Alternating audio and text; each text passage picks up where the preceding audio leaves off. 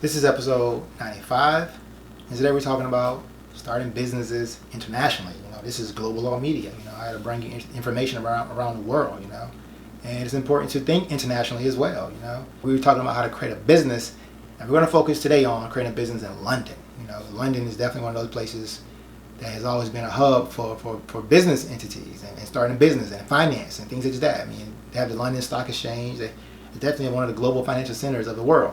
So we're talking about how individuals can actually create a business in London, and it's very important. So stay tuned.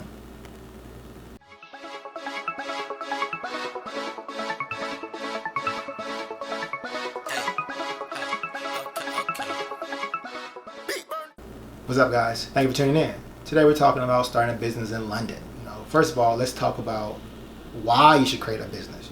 Oftentimes you may be wondering, like, why should I go through this hassle of creating a business? One, it creates something separate from yourself. It limits your liability. This is critical to understand. It limits your liability. In America, they have the LLC, the Limited Liability Company.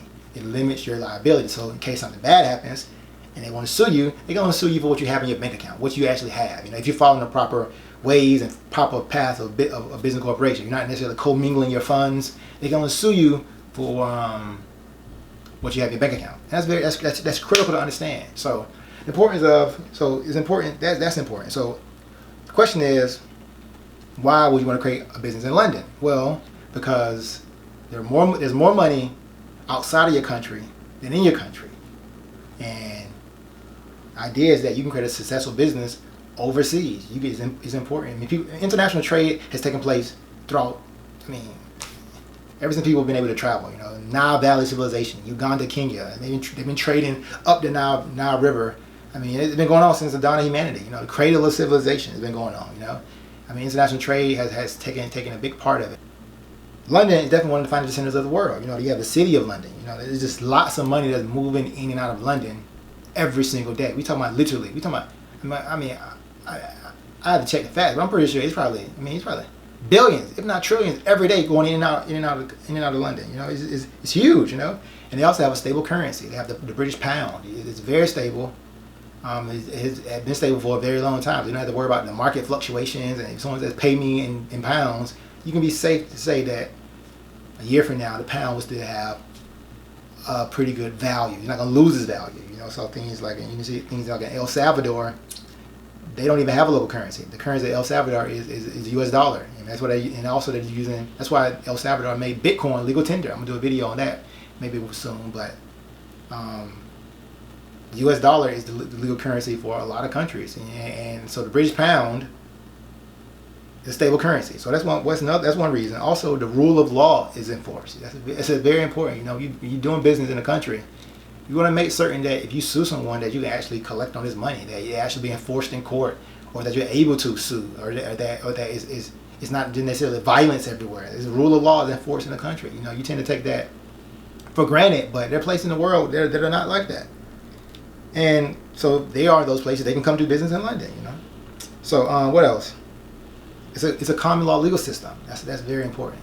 I know America is based on a common law legal system. The idea is that it's precedent based. The judges will look at prior judge rulings, and then from there they'll be able to make their advancements. And this legal system is very similar to ours. What else? And then you can also expand your business to London. You learn. It's a large global city. It's very diverse city as well. So they have people from all over the world coming to do business in London, and you can be one of those people as well. And another thing is that there are 54 countries a part of the Commonwealth. Many of these countries were former British colonies, and they decided to continue that type of arrangement. It's a very, loose arrangement.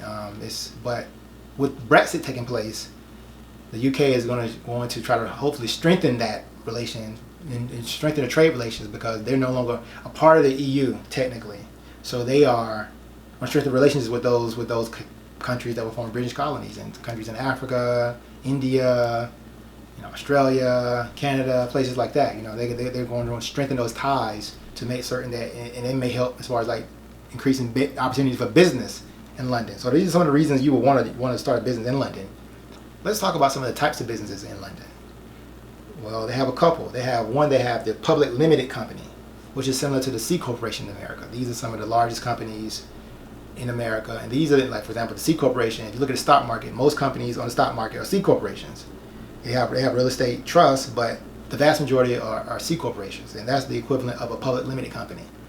They also have the private company limited by guarantee.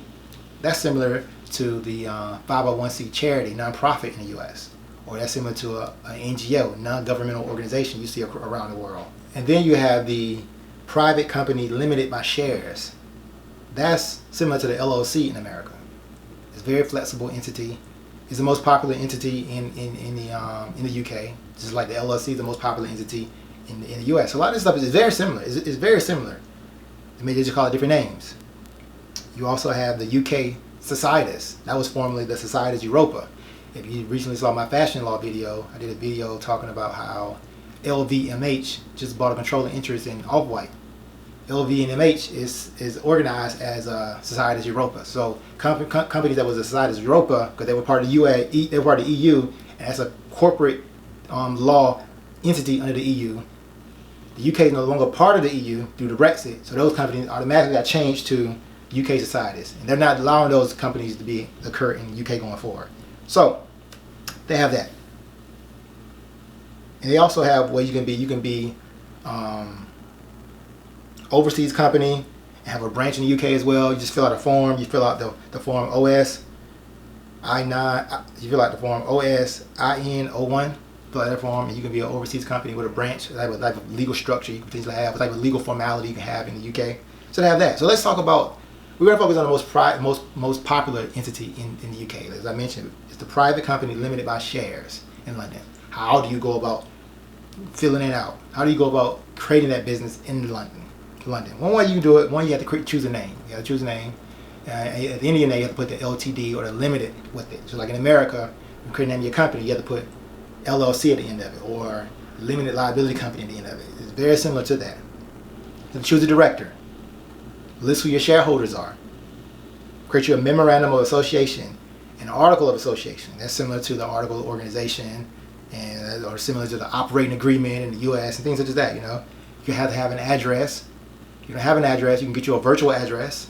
There's companies that give you a virtual address. You can have that for maybe like $30 a month, or maybe 20, 30 pounds a month or something like that. And you have a business bank account. Very similar things. These things will create an actual personhood that's separate from you. And in the UK, they have a lot of free business banking checking. They have that. So ideally, it won't be as expensive. So you have things such as that. So the idea is that if you're thinking about growing globally, the UK is definitely one of the places to be. You have to file the paperwork with the government and things such as that. I gave you many reasons earlier. It's definitely a stable place to grow.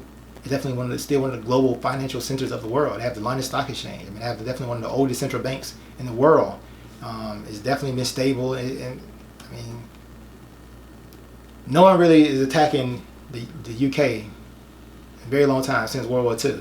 But that's pretty much all I have. Today we talked about just creating. I want individuals to start thinking. Let me start thinking. There's more money outside of my country than in my country.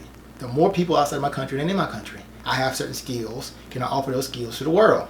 The answer is yes, you can. And one way you can do it is by starting a business or expanding your business into the UK. That's another thing you can do. So something to think about. I really want individuals to start thinking. Let's just start thinking bigger. Let's think globally. Global Law Media, named it Global Law Media for a reason.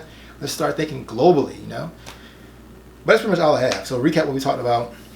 We talked about the different legal structures in the UK, as well as how to create a company in the UK. And I hope you all have enjoyed this video. And these are the things you can do. I can't say it enough. Like for example, you like in a country that necessarily not as stable, or is an emerging market, and the money situation and maybe a lot of corruption in it, you can probably create your London corporation and then have that London corporation, have that London company own your local subsidiary in your country. So you have the UK, which is have a stable rule of law, own that foreign subsidiary in your country. So they own the company in your country. So that way you give you 2 layers of protection. They get through that, they got to go to the UK company. And then they get to that, then they can finally get to you. So there's 2 layers to get through you, but that also give you a layer of protection. It'll help out because the UK typically want to protect UK business interests, and you'll be UK business interests, so you can get some level of protection, ideally.